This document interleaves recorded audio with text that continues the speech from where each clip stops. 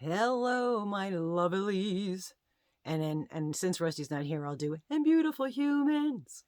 I'm just popping out a few videos, hence why I still look like Holy Hallelujah, like my little bun top. I put it way up here so when I'm sleeping, because I took a shower before I went to bed, and I'm sure this will be all kinky, but I put it up like this so that when I'm sleeping on the pillow, I'm not having like this big knot. I have a hard time sleeping with anything uncomfortable. I've often been called the princess and the pea because it's like that. So, welcome to Mama G Gear. Mama G here, and Rusty's not.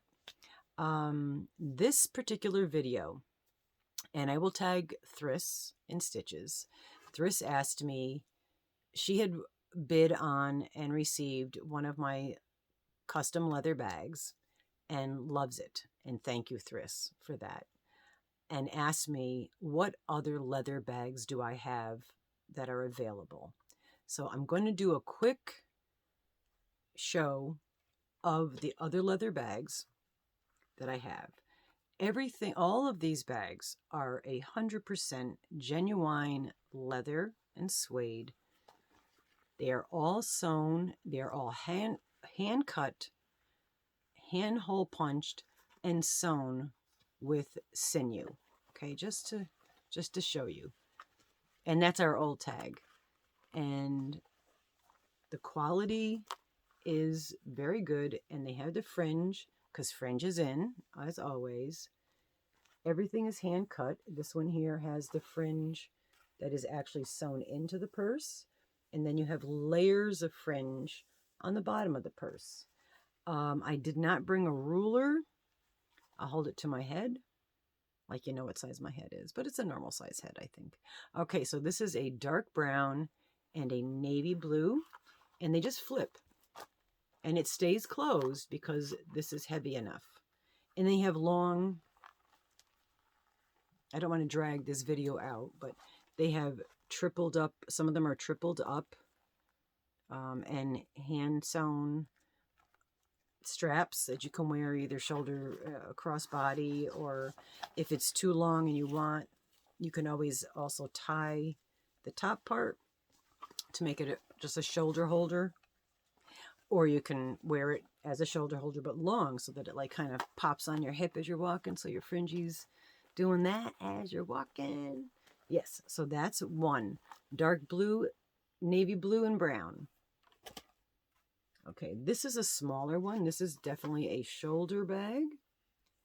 And it's a brown, an orange toned brown. It's cut with a crazy angle. It's a beautiful thick leather with a really cool, I'm going to say army green. Again, all sewn with sinew, all done by hand. It has the different layers and different colors on the fringe. The handle is also triple folded and hand sewn. And you can, it's definitely a cool shoulder bag, but it's also tiny enough, if you have a crossbody for a little person. These are incredibly durable. I mean, they're made, I'm pulling with all my strength, and that's not going to happen. These are the kind of things that last for a very, very, very long time. So that's the orange, brown, and army green. I'm not giving you prices. This is suede. And as you see, let me pull the handle out. Oh, this is, I know. Hold on. Hold your horses. Okay. So this one has that shape. If you don't like the length of the fringes, you can always cut the fringes to your liking. But the fringes go they're sewn into the pocketbook. Okay. There's your flap. There's the inside. Again, all sewn.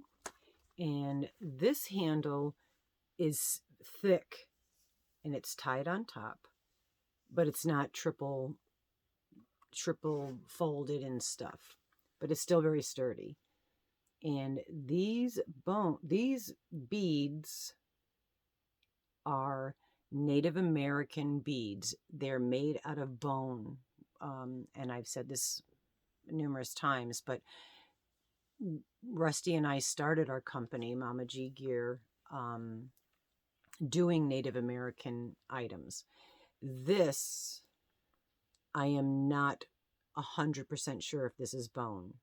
Okay, so it might not be bone. It looks like it might be.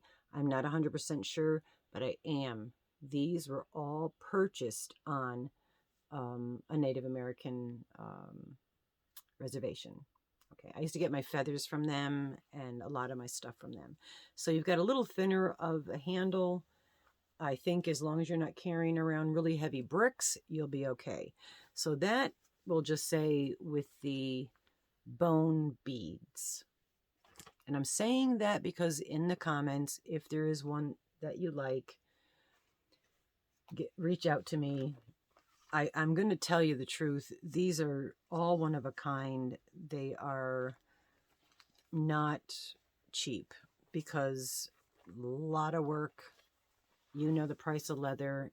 Everything is hand done. This is similar to the one that Thryss had purchased, and again, she did mention how soft and supple that the snake leather is. You've got the little fringes on either side, or I should say the long fringes on either side. On the bottom is fringes. The flap is sewn, and on the flap on here is beaded. And I think these beads, I'm feeling pretty confident that these beads are glass, except for the mother of pearl. And this one here is metal. It's very pretty. Let me get a close-up to show you the beadwork. Okay. These I'm pretty sure are glass beads. Okay. That's metal, and this is, I think, mother of pearl. Alrighty. And there again, that's the size of the bag. So it's a good size bag. I call them satchels. So this one we'll call the red snake. Okay, the next one. There's only a couple more, so hang in there. If you don't want to, you could leave. Okay. So this one here is a very, let me see if I can get my face out. Very thick suede. Okay, that's not a thin suede. This is a very thick suede, super, super soft. And you have a different type of a design. And you've got your fringes on either side. You've got the triangle front. You've got the different colors and different lengths of the fringy on the bottom. Like I said, when you're wearing these on your hip and you're walking, that just sashay away. And then you have beadwork. And I forgot. I think it begins with an A. This particular shell.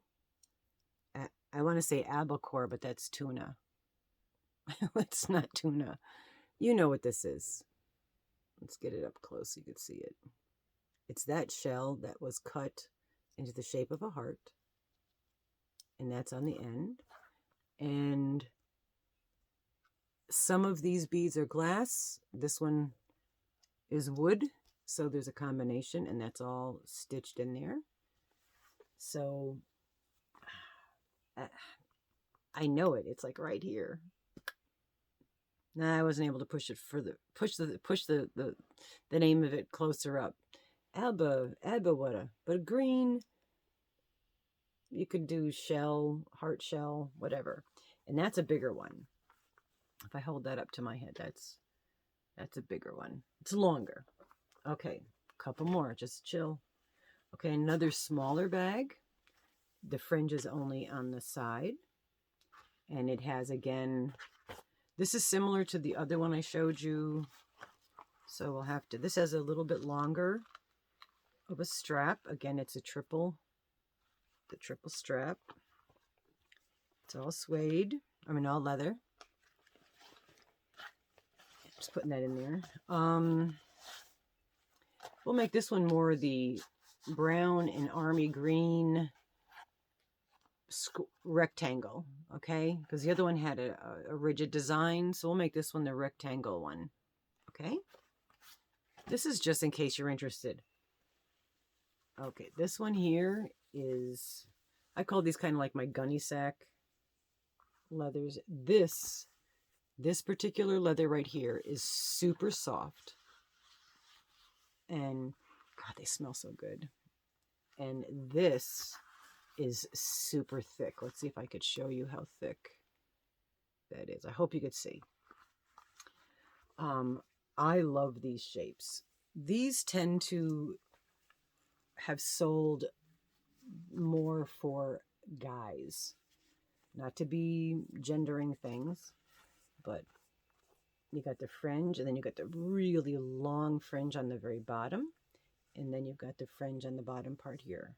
And again, no two are exactly alike. There's a couple that are similar because I've had enough yarn, enough leather. Okay. But yeah, that's really cool. And I've had several of this design that have sold. All right, here's just a basic black. It's also a soft leather. I want to say it's like what's that company I used to love? I bought shoes for boots, leather boot shoes from them and leather boots from them. Nine West. That's what this is, like Nine West leather.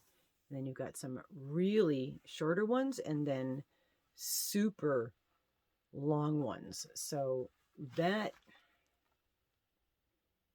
it goes past from my pinky, I mean my long finger to here. It's longer than that on the bottom. And again, just cut them if you don't like them. And then you have also the nice soft leather on the side. And it's a little bit taller. And you got the frayed or rigid. This is the same color. It's the same leather, though the reflection, now it looks better. The reflection just made it look like it was different. But it's a really soft, supple leather. And again, the strap is triple strapped, hole punched, and sewn with sinew. So do we have another black one here? I don't know. So we'll make this one the long fringe black one. Long fringe black one.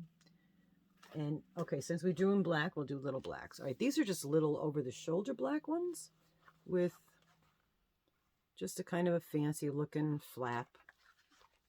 These aren't really anything much special, but it is all sewn. It's triple. This is definitely a shoulder bag or for a younger person. Crazy flap. Make that crazy flap. No fringe.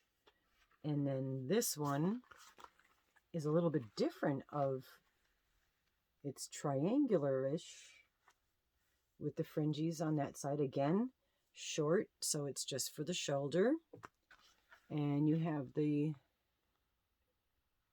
really random cut front. So we can make this the triangle fringe. This again is black with the short handle. I'm not going to remember any of these names. Two more, and then we're out of here. This one here is one of the last ones I have left that actually has rabbit fur. This is rabbit fur, and there is a Velcro seal because the rabbit fur, even though it does fall down, just to reinforce it, you have the fringe that has the angle, and then the long fringe on the very bottom, just one layer of it. Rabbit fur, and let's see what kind of strap it is. And this is just a hold on, single suede. I'm pulling on it just to show you. Single suede strap, which can be crossbody or over the shoulder. And it's got that design. And to put it to my head, it's pretty tall. So fur. And then this is the last one. This is several different colors of suede that I put together. And I also cut out the design, sewed A to B. Actually, this was sewn together from the item that I got it from. And then just made this like random, I don't even know what that is supposed to be. I have no idea. This is a really, really, really soft and thin purple. So that's a nice purple multicolored with the design. It's the last one I have that has a design on it. And then did I show you the fringe? The fringe has this is the pocketbook fringe. But then when you put the flap down, you've got that look. All right, and it does have the green triple layered handle. All right, so that's design. That one I can explain. So those are what I have left that I can find. There might be more in some of these boxes that I have all over the house. Oh my God. Again, I know I said this in the last video. I will be doing mystery boxes. I have to destash. I went down a huge rabbit hole of purchasing yarn. I hope that I do not buy any yarn in the year 2023. It's overwhelming. I have boxes everywhere, floor to ceiling, jam-packed yarn that in 2 more lifetimes I wouldn't have enough time to use it all. So I will be doing mystery boxes. Absolutely. And again, I don't think I said it on this video, but I said, I think on the other video, is that I'm not going to do them on Etsy. I don't want to take the chance of putting them on Etsy and having somebody that doesn't really watch my channel buy them and then make a thing about it. I just want to do this for me, to you guys. And again, any proceeds that come out of that, which I don't see them being a lot of proceeds, but it all comes out the same pocket because, you know, basically, we'll go to the Mental Health and Meows charity that that Rusty and I and a few other of us do. And don't forget to donate to your local shelters. And they need things other than just food and cat toys and crochet little cat rugs and little animal sweaters. But they could use things like bleach, detergent, printer paper, pencils, paper, because they have a lot of administrative things that they need to do when they're doing adoptions. So the best thing to do is look on their site. They often will have a wish list. So you can look on that, and if you're not sure, give them a call. Say, hey, I'd like to donate to you. What can I would like to purchase something to donate to you, and what would you like me to get?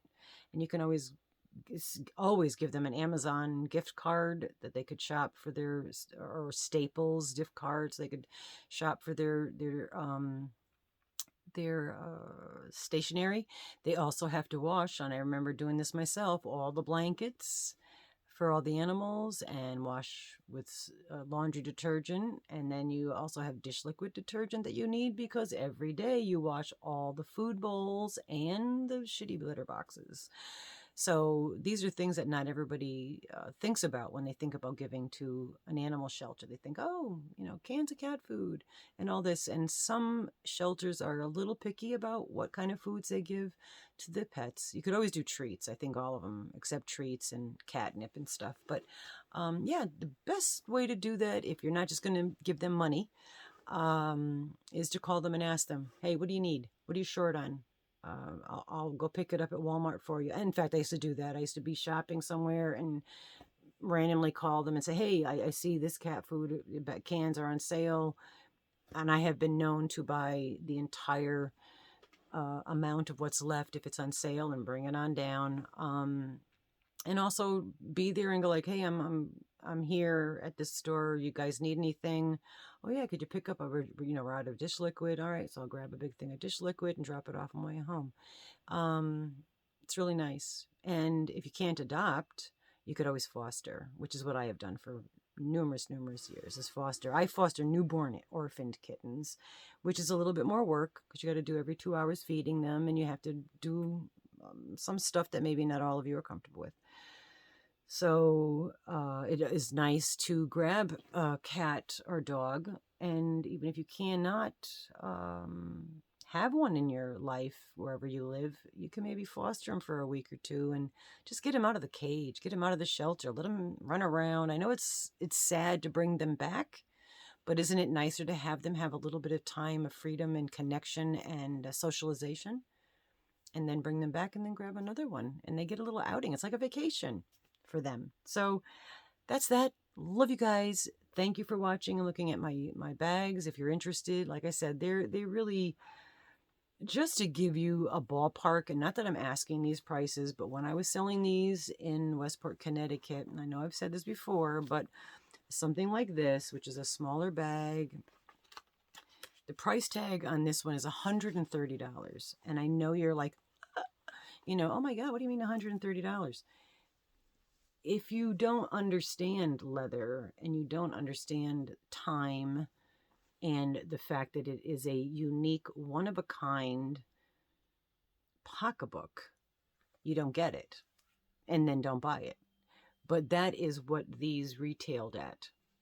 So, and that's all I have. I'm going to do a little bit more leather stuff because I have some leather coming, and I'm going to finish up some leather. I might just do some like little purses and whatnot with them. But yeah, that stuff's worth that. When you buy a painting from an artist, that's a lot of time, and it's not just that painting. Years of learning go behind that. So don't squabble with artists. But with those you could squabble because it's just me. Anyway, love you guys. Be well, be fabulous, be you, be confident in who you are, whatever it is. Be proud. Be proud of the fact that you're here and you're still here and you're kicking and you're doing your best. That should be something you should be proud of. Love you. See you soon. See you next time. And